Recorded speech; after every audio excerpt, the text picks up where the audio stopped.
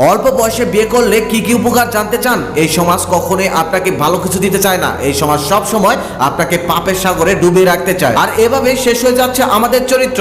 পারছি না যৌবন পবিত্র রাখতে। কারণ হচ্ছে যৌবনে একটি ক্ষুধা লাগলে যেমন সময় মতো খাবার খেতে হয়, ঠিক তেমনই যৌবনে বইয়ের প্রয়োজন হয়। কিন্তু এই সমাজ বলছে আগে প্রতিষ্ঠিত হও, তারপর বিয়ে করো। আর এদিকে আল্লাহ তাআলা বলছে সময় হয়ে গেছে, বিয়ে করো, তোমাকে প্রতিষ্ঠিত করার দায়িত্ব আমি আল্লাহ। অভাবে আসো, বিয়ে করো, আমি অভাব দূর করে দেব। আল্লাহ বলেন ধনী হতে চাও, বিয়ে করো। রাসূল সাল্লাল্লাহু আলাইহি ওয়াসাল্লাম বলেন তিন ব্যক্তিকে সাহায্য করা আল্লাহ তাআলার কর্তব্য হয়ে যায়। এক নম্বরে হচ্ছে আল্লাহ তাআলার রাস্তায় জিহাদকারী, দুই নম্বরে হচ্ছে চুক্তিবদ্ধ গোলাম যে তার চুক্তি অনুযায়ী তার মনিবকে সম্পদ অর্জন করে মুক্তি চায়, তিন নম্বরে রয়েছে ওই ব্যক্তি যে ব্যক্তি বিবাহের মাধ্যমে নিজেকে পবিত্র রাখতে চায়। অল্প বয়সে বিয়ে করলে রোমান্টিকতার অনেক সময়ও পাওয়া যায়। তাহলে কেন এত দেরি করছেন? আল্লাহ আপনাকে বড়লোক বানিয়ে দিবেন তার ওয়াদা করেছেন, তাহলে কেন দেরি করছেন? যৌবনের শুরু হয়েছে, বিয়ে করে ফেলুন। আল্লাহর দেওয়া অফারটাকে গ্রহণ করে নিন। বিয়ে করলে যে 10টি উপকারিতা আপনি সাথে সাথেই পেয়ে যাচ্ছেন। এক নম্বরে হচ্ছে লজ্জাস্থানের হেফাজত, দুই নম্বরে হচ্ছে বিয়ে চক্ষুকে নিচু করে দেয়, তিন নম্বরে হচ্ছে তাড়াতাড়ি ধনী হওয়া যায়, চার নম্বরে হচ্ছে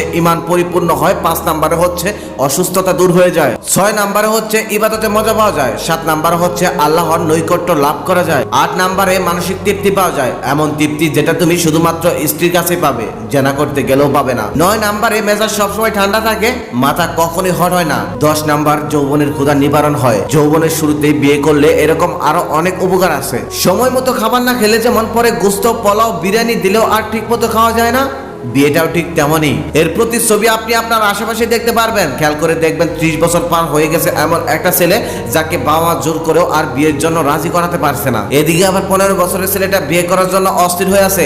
সমাজে নিয়ম নেই, আর মানুষ কি বলবে এই ভয়ে শুধু বাবা মার কাছে গিয়ে বলা সাহস পায় না। বিয়েটা সহজ করে দেন, দেখবেন সমাজ থেকে জেনা, ব্যভিচার, রাতারাতি এসব কমে যাবে। ছেলে মেয়েদের অভিভাবকদের বলছি অল্প বয়সে ছেলে মেয়েদের বিয়ে দিয়ে দিন। ওইসব সরকারি চিন্তা বাদ দেন, আগে দেখেন ছেলেটা মানুষ কিনা। যদি মানুষ হয় তাহলে ছেলের কাছে মেয়ে বিয়ে দিয়ে দিন। কারণ একটা মেয়ে কখনোই খাবারের অভাবে মারা যায় না, মারা যায় তো অত্যাচারীদের নির্যাতনে। তাই মেয়ের বাবাদের বলছি বিষয়টা বিবেচনা করবেন। আর ছেলের বাবাদের বলছি আল্লাহ ওয়াদা করেছেন ধনী বানিয়ে দিবেন। ছেলে কোনো কাজ করে না, শুধু বন্ধু বান্ধবের সাথে আড্ডা দেয়, নেশা করে বেড়ায়, এগুলো অনেকটাই কমে যাবে সময় মতো বিয়ে করে দিলে। আল্লাহ তাআলা ওয়াদা করেছেন। এটা শোনার পরেও যদি আপনার মাথায় এটা আসে ছেলে 2 টাকা ইনকাম করে না, বিয়ে পরে খাওয়াবে কি, তাহলে এটা শুনে রাখেন রিজিকের মালিক মহান আল্লাহ তাআলা। আর বাস্তব উদাহরণ দিয়ে দেখিয়ে দিচ্ছি পৃথিবীর 95% সফল মানুষই অল্প বয়সে বিয়ে করেছেন, এমনকি বিয়ে করার পরেই তারা সফল হয়েছেন। বিয়ে করলে সফল হওয়া যাবে না, এটি একটি ভীত ও মূর্খ মানুষের বানোয়াট একটি কথা। কেউ যদি এখন এটা মনে করে আমার ছেলে তো লেখাপড়া করছে, ও তো বউ পালতে পারবে না, তাহলে শুনে রাখুন আপনার ছেলে